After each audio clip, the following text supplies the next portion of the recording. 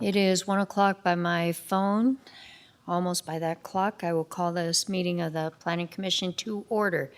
And I will note we have a quorum and Commissioner Mark Nedenrip is absent.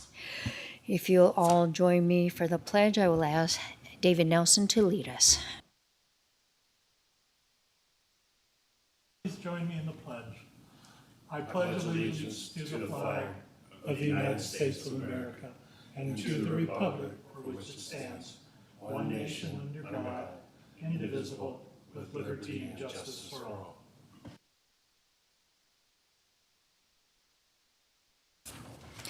At this time, public comment will be taken on those items that are within the jurisdiction and control of the Planning Commission. It is requested that members of the public hold their comments on agenda items to when they are considered. If content is disruptive or disrespectful to commissioners, staff, or members of the public, individuals will be told to stop speaking and to sit down. Public comment is limited to 3 minutes. First speaker, please. Seeing no one, I will close public comment.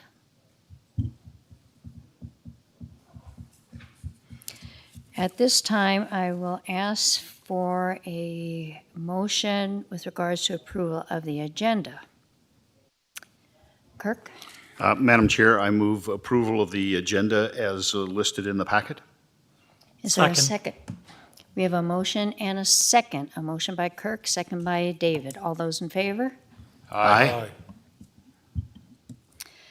And now I will ask for a motion on approval of the minutes. Are there any corrections? Paul? There is on page 10. Apparently I was stuttering. It says Member Bruno speaks. And on the second line, it says who have already non-built or installed. The non and dash should be removed. It should be who have already built or installed non-conforming lighting to keep it, period. So there's a non and a dash that should not be there. Any other corrections? Seeing none, do we have a motion? Kirk? Madam Chair, I move approval of the June 13th minutes with Paul's correction. Second? All those in favor? Aye. Motion passes. Item 1, for possible action, discussion on development application DP 23-0089, a request for a major variance to the parking standard reducing required parking by 135 spaces, or 35%, from 389 total spaces to 254 total spaces for 3 proposed buildings in light industrial LI zoning. The subject parcel is located at 2160 Meridian Boulevard, APN 1320-17-110-004, within the airport community plan. The applicant is Rob Anderson, R.O. Anderson, representing the owner, American AVK Company, Kate Marolas O'Neill Planning Division. Do we have any disclosures? Madam Chair, Bryce Klutz for the record. I will be abstaining from this agenda item due to our firm's business relationship with American AVK. Then we will have you leave your seat. You can go sit in the back of the room, please.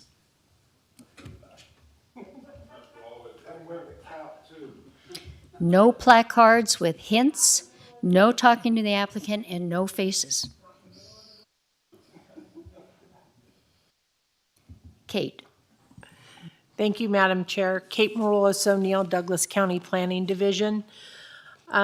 So the project location is on Meridian Boulevard. There is a current AVK manufacturing building there now. It's been there here in Minden for 17 years. They purchased the property right across where you see the flag. It's directly across the street from the existing AVK building. The project is actually proposing 3 new industrial buildings. and to be built over the course of the next 3 to 4 years. This major variance is for a parking reduction for those proposed buildings. The proposed buildings are interesting, so I want to share those with you. They were in the staff report also. So the advanced casting. Excuse me, Kate. Yes. This from R.O. Anderson that we have in front of us, did you get a chance to review this? Yes. I Okay. did, yes. Thank you. So the advanced casting will be the first building that they will build, and that is manufactures various types of valves. The elastomer building would be the second building to go up, and that would be on-site production of rubber products such as gaskets. And then lastly would be the Orbinox building, and that is production of industrial valves. What's interesting about that, the Orbinox, is this plant will replace other facilities in other countries and the Midwest. And the reason being is this location in Minden is closer to mining facilities, and mining facilities have a high demand for these specialized valves that this Orbinox facility would be making. So that is very fascinating. So I went and took a picture. This is the existing AVK building. They actually did a variance when this building was built back in 2006 for a reduction in parking. And it was granted. They were supposed to have over 400 and something parking, and I think the variance was actually for 163. This is a Tuesday afternoon at about 2:30, and you can see all the empty spots there. And really in looking at it, and I think the reduction is the reduction of needed personnel. You know, the invention of robotics and new technology has unfortunately gotten rid of some human personnel needs, so to speak, right? So you don't have as many people needed on the assembly line and the floor because there's robotics that are kind of taking over some of those positions. So I just wanted to kind of give you an idea of, and really driving through that whole light industrial area, you see so many empty parking lots. It would be so much nicer with less impervious surfaces and more open space. So this is the proposed number of spaces. So you can see the column for each building, what they'd be asking, the square footage of the building, the use of the building, and then according to Douglas Code, that's how we figure out our current code, how many spaces you have to have. So the first building, the advanced casting, our code would require 258 parking spots. And our applicant is requesting 158. For the phase 2, which is the elastomer building, our code would dictate 82 spaces, and they're asking for 48. And again, lastly, the Orbinox of phase 3, our code would dictate 49, and they just want one less space, for a total of 254 spaces versus the 389, which I think is very substantiated, especially because of their previous analysis they did on the original building. And I mean, you see today, and I think even the 163 looks like that's too many parking spaces. So staff believes the following findings have been met and does recommend approval of DP 230089, a major variance for the parking reduction.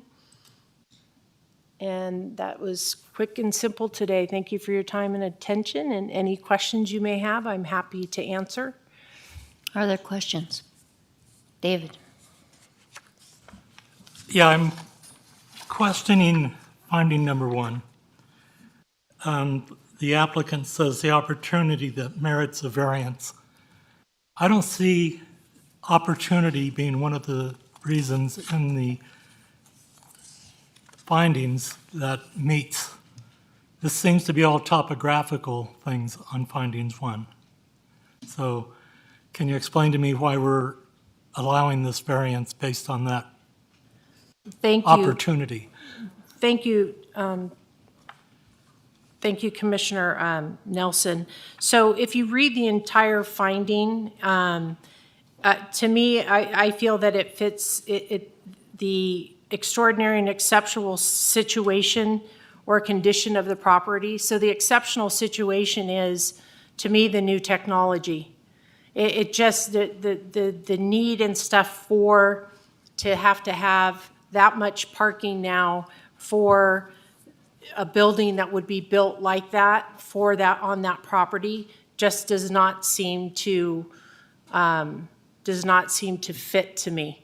So their reasoning is the shape of the property and so on and so forth, and it's an exceptional situation. And I agree with them. I think it is an exceptional situation because I don't believe we need that much parking for those buildings. The findings one is to do with topography, not anything else really. So what topography on this lot would warrant waiving this finding? Again, I'm going to reiterate, because of the situation and the lack of employees, the parking lot is part of the building. So the topography, we'd have a lot more impervious surfaces, which wouldn't be needed. And less impervious surfaces is better for the county and would provide more open space. And can you guarantee me that this business will be there forever? That it might be used by another business that'll need more parking? I cannot guarantee the future. Of course not. I can just respectfully, Mr. Nelson, I can just give you the information that I'm given, and I just have to report the facts of today. That's all I can do. I can't dictate what happens in the future. Any business can eventually be sold, but the property, it'll still be there. Even if they limit the parking and there's open space, the room will still be there to add parking if you needed it. Can we tag this and say if another business comes in, that they'll have to add the parking?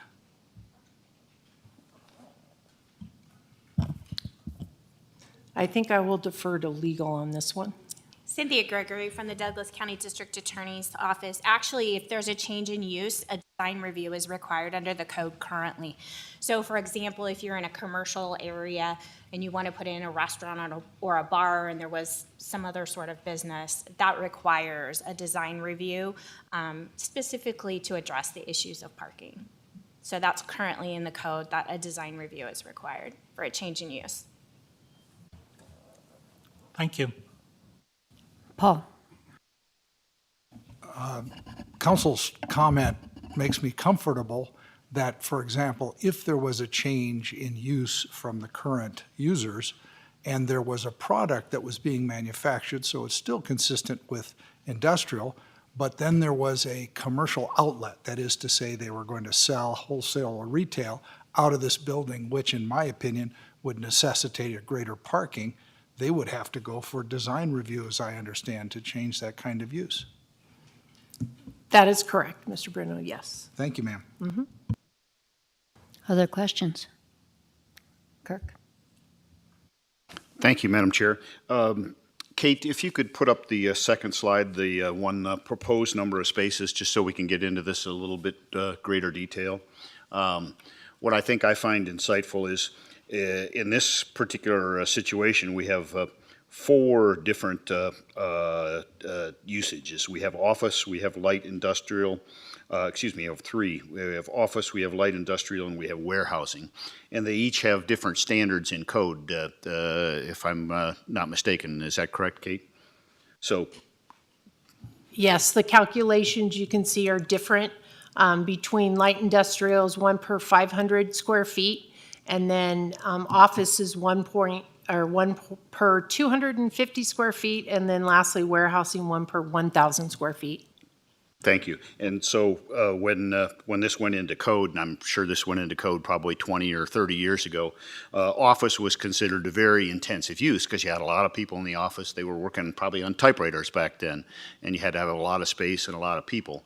And now we've moved away from that. You still can probably have a lot of people working from home in these instances. So we really do have an outdated code, and I know that's part of the proposed Title 20 revisions, because we've encountered this issue a number of times. As your packet points out, in 2006, we encountered this and we made a reduction in parking. I also believe, and Chair Casey probably has better recollection than I do, that there was a industrial facility in the same area that was a commercial bakery, and they requested a variance in the parking. In that instances, we granted that based on the fact that many even industrial uses are automated now and don't require the number of people and the number of parking spaces that were required in the past. Am I correct on those points? Yes, especially we will be revisiting as part of our code update the parking standards, because we do feel it is a little outdated. And again, a lot of people are commuting or working from home. Even in our own Douglas County, we have a lot of employees that are doing that. So it definitely seems to be a turn of the tide, so to speak, as far as how much parking different types of businesses, do actually need. And again, I'll reiterate, new technology and robotics, especially in this industrial and manufacturing arena, it seems to definitely be a point of interest as far as less parking. Thank you. And then when it comes to the findings, I do think the findings are always very important, and I appreciate Commissioner Nelson raising the points that he raised. When I read the variance finding number 1, though, the key part of it to me is after, as Commissioner Nelson pointed out, exceptional topographic conditions, is the word or. And in this case, it's or other. David? And I just wanted to make a comment. If there are no other comments or questions, Mr. Anderson?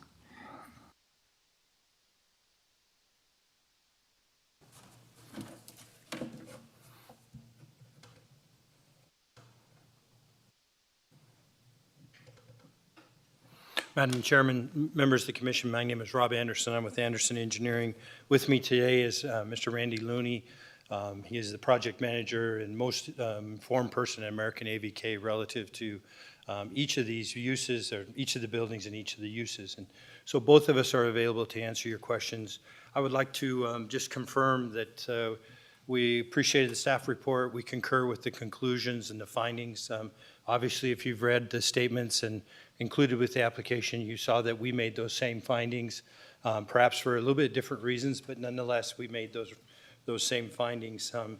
With respect, Mr. Nelson, to your question relative to topography, that also includes site boundary constraints, boundary configurations, and while this is a relatively unique parcel with the curvilinear road that goes through there, we don't see a lot of those. Its size that would, however, accommodate the parking. I would tell you, I've been associated with American AVK for a number of years. Our firm has overall. One of the things that has always impressed me about them is their focus and attention to the details of their site and their consideration and, frankly, interest in conservation of these open space and landscaped areas. They were particularly affected in the March 2023 flood event that we had, where there was an overflow from the Hayborn Ditch as a result of a lack of maintenance on one of the structures. They immediately took action to remedy the situation through their property. If we were required to build the parking out in accordance with the code, which, I've been here 40 years now and practicing in this valley, that code has not changed in 40 years that I've been here. I believe it's a 50-year-old code. And provisions that have been adopted from other communities, because that's the way we built the code in 50 years ago. But if they were required to do that, there would be less room for flood attenuation for downstream property owners that otherwise would be important. So those types of topographical and physical constraints are very real on this site, because not necessarily because it's configuration or its topography, but how it lays with respect to the other properties. So I believe that we very clearly meet that constraint, and perhaps while we did not articulate it fully in our justification, there are bases of, or additional bases beyond even what we had suggested.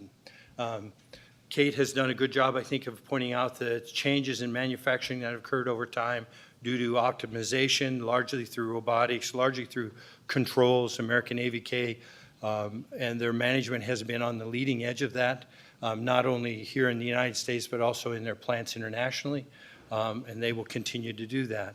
With respect to the question that came up about the use of the buildings, Mr. Looney, again, is here, and he can speak to that specifically, but these are designed specifically for these uses.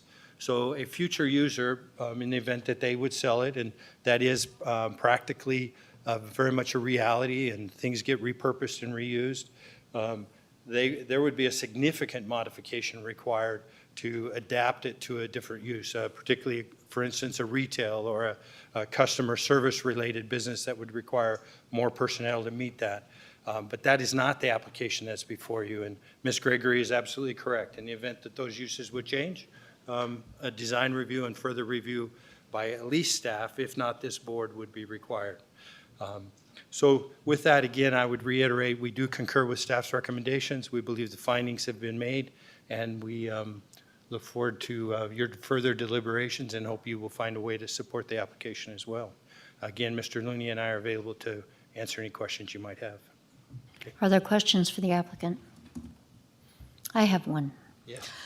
In your finding number 2, it says the factory is kept in step with technology, resulting in a need for more manufacturing space but reduced number of parking spaces. My question is, the number you have given us, 254 parking spaces? I think that's the number. Do you need that many? Actually, we don't. But we don't need that many. We are over-parking it. When we had this discussion internally in a design meeting with Mr. Looney and others present, the architect, the builder, we suggested we could go below that number. We configured it as such. And Mr. Looney pointed out that the owner of the company had set the minimum numbers that they were willing to do. So it's been owner determined. We do not need that many, but the owner wishes to construct that many. Quite unusual. Yeah. Yeah. Because I'm happy to recommend appreciate that. fewer. Yes, and I read with interest Kate's report that there was a 65% grant, reduction granted to the existing user, or existing facility. We have requested essentially a 35% reduction. Again, I believe that is being driven largely by Nils, the owner of the company. Okay. That's all I have. Thank you. Thank you. Bring it back to the commission. Oh, actually, public comment. Is there any public comment? Seeing none, I'll bring it back to the commission. Discussion, commissioners. Seeing none, is there a motion?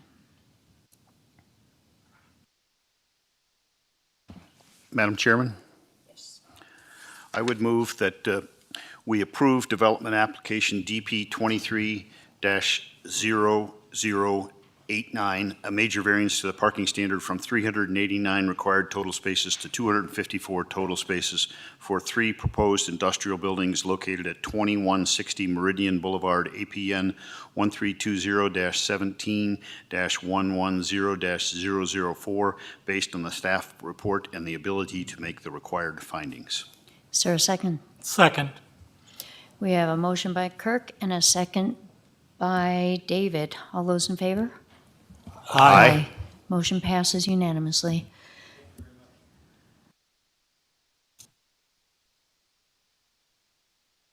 Oh, I should say that Bryce abstained and Mark was absent.